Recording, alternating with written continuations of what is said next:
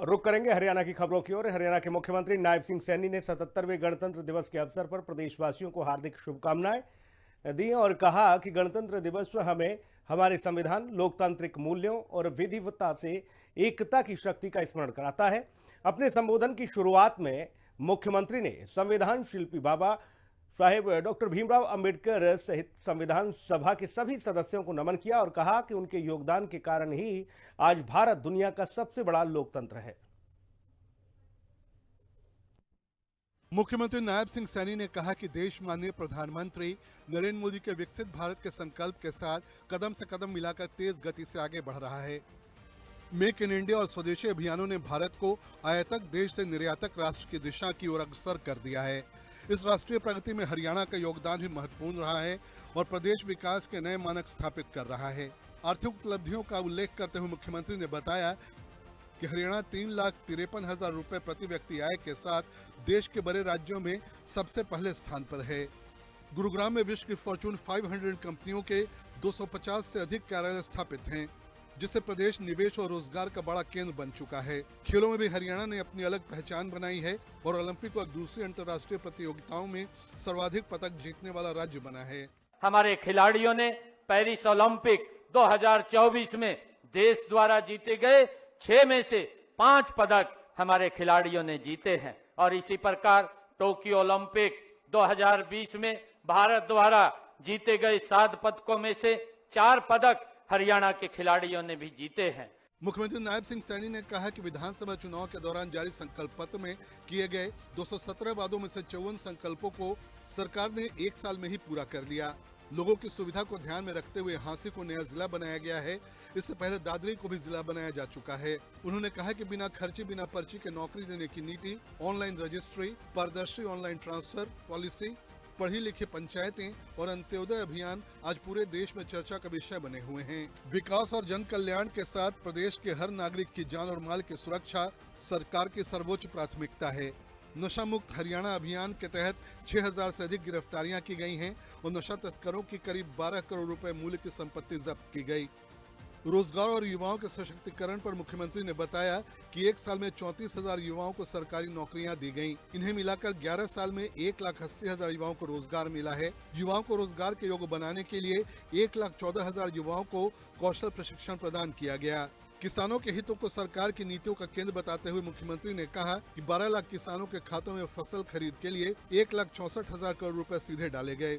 11 साल में फसल खराबे के मुआवजे के रूप में 15,448 करोड़ रुपए का भुगतान किया गया। प्रधानमंत्री आवास योजना के तहत प्रदेश में 1,56,000 आवास प्रदान किए गए हैं।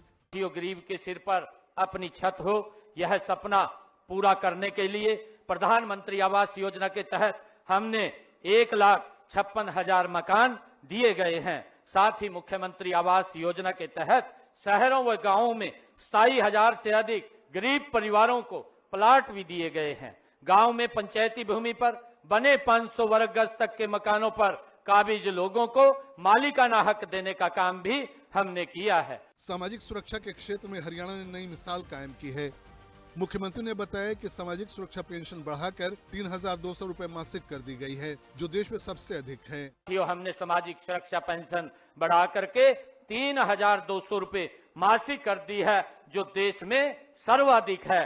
दिव्यांग पेंशन का दायरा बढ़ाते हुए इसका लाभ 10 अन्य श्रेणियों को भी दिया गया है। दयालु योजना के तहत अब तक 55,777 परिवारों को 2,098 करोड़ रुपए की आर्थिक सहायता दी जा चुकी है। स्वास्थ्य सुविधाओं का विस्तार करते हुए प्रदेश में मेडिकल कॉलेजों की संख्या बढ़ाकर 17 कर दी गई है, जबकि 3 निर्माणाधीन हैं। आयुष्मान भारत चिरायु योजना के तहत हमने लगभग 27 लाख लोगों को मुफ्त इलाज कराया है। गंभीर बीमारियों को ध्यान में रखते हुए हमने किडनी के रोग से पीड़ित रोगियों के लिए सभी सरकारी अस्पतालों और मेडिकल कॉलेजों में मुफ्त डायलिसिस की सेवाएं भी शुरू की हैं। महिलाओं और बेटियों के सशक्तिकरण पर मुख्यमंत्री ने कहा कि लाडो लक्ष्मी योजना के तहत बहन बेटियों को 2,100 रुपए की वित्तीय सहायता दी जा रही है। महिलाओं की आर्थिक आजादी के लिए 2,34,000 महिलाओं को लखपति दीदी बनाया गया है।